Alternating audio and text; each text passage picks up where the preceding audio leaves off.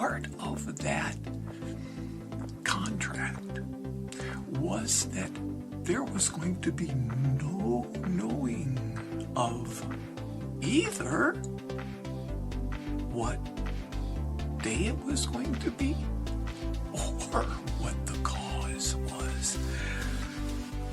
That's not rocket science either. Very simple. So, pulling back and really taking a look at it, what can the cause of death be called prior to it happening? From the Big Island of Hawaii, welcome to Aloha Speaks, home of Malama Aloha Pono by Alexander Noman, offering relief for all relationships with a focus on anger assessment and resolve. Aloha, Alex here with Aloha Speaks once again. And today's topic came from a reflection about my way,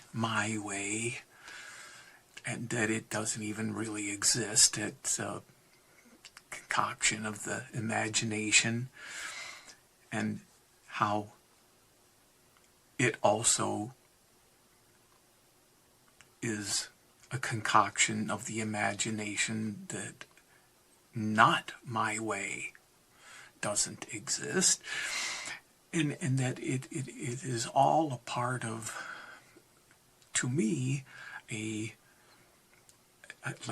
God complex. And I started reflecting on how that's like a core issue behind the whole addiction, suffering issue, this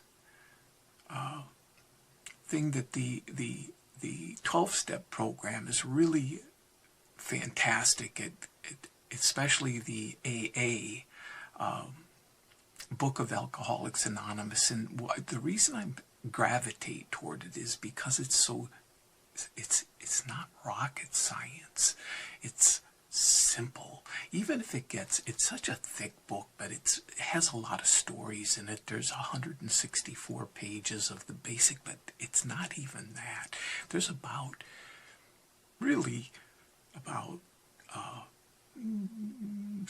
25 pages of the actual work, the real work, but really it boils down to about 3 pages, or if you really look at it, maybe 8 or 12 pages of the really dive deep work. And what's behind it all? It's simple. And what I look at, so where I went with it in the reflection is this thing about cause. The topic today is the cause. This whole, like, what's behind. All right, I'll jump ahead. I got this medical report, this information regarding my condition. Okay, it's fatal. Okay, so I've already known that there's, but that's the reality. So okay, we'll come back to that. That's the reality. What is the cause? On page 64 of this book, Alcoholics Anonymous, it's not, even people in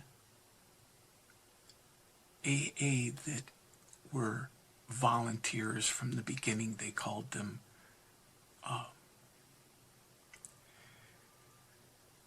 I can't even remember right now, not category A, something A.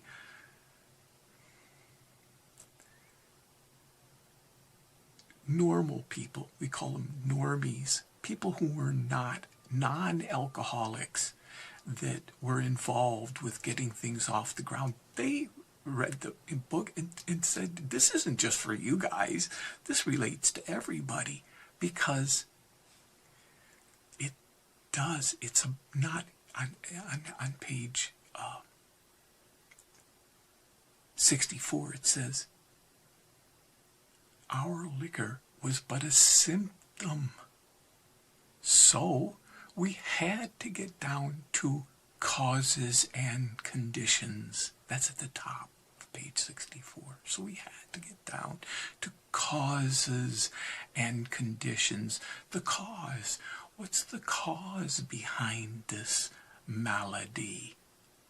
And then on page 65, it has these columns that writes down the person's name for the resentment, and then the cause, the second column, the cause. It's called that. And so you have to write, what was the cause? And of course it's like blaming for what the person did, and you write it down. Now, of course, on page 67, when it writes down, what did I do? It's like, where was I selfish, dishonest, self-seeking, and fearful, frightened?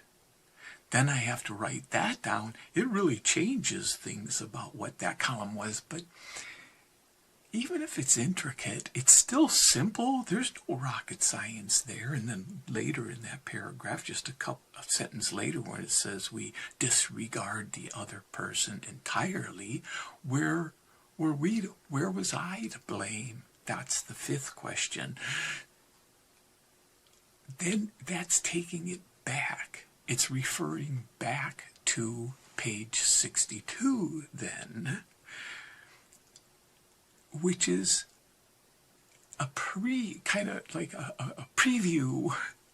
to what this all is all about, where it says selfishness, self-centeredness, that we think is the root of our troubles. And it goes on. It's a beautiful paragraph.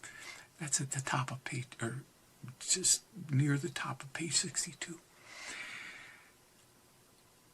What I'm getting at, and even in the 12 and 12, on page 90, when it's talking about the 10th step, which is an ongoing inventory, very famous line. They call it a spiritual axiom, but it says, every time I am disturbed, we are disturbed, comma, no matter what the cause, there is something wrong with us. There is something wrong with me. That's not rocket science. It's turning things around, but the point is, no matter what the cause, it's always looking at what is the cause. So here I get this information. And it's like, oh, Houston, we got a problem. It's like, there's a medical condition, it's fatal. Okay. What's the difference? Look at what is the cause here, because where I went to is like, okay, there's a period of time that's going to go by, and all of a sudden there's going to be the end of my life. Well, there was going to be that anyway. But now this is going to be the cause. Excuse me? What if tomorrow I wake up dead from something else? There can be any number of, there can be uncountable causes, even unknown. Like, oh, what was the cause? I could be, not alive tomorrow. That has nothing to do with this medical condition. All of a sudden, I'm not alive, and they go, whoa, what was the cause of death? It's like, oh, I don't know, let's do an autopsy. What was the cause of death? What was the cause of death? I was born. That's what was the cause of death. The day I was born, I was signed up for that day that it was going to end. And part of that contract was that there was going to be no knowing of either what day it was going to be or what the cause was. That's not rocket science either. Very simple. So, pulling back and really taking a look at it, what can the cause of death be called prior to it happening? Simply, most simply put, is life. Life is the cause of death. Is that bad? I mean, that's not bad or good. It is for sure precious. To the point that it is indescribable, that preciousness. It is incalculable. There is no way of calculating the value of this life. Impossible.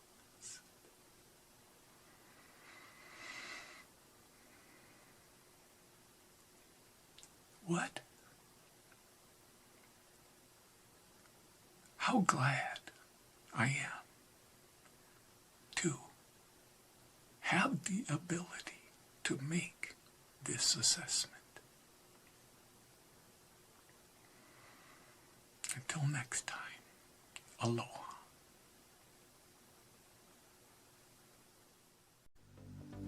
And to close, clicking on the thumbs up icon supports Aloha Speaks, as well as clicking on the free subscribe tab. Mahalo.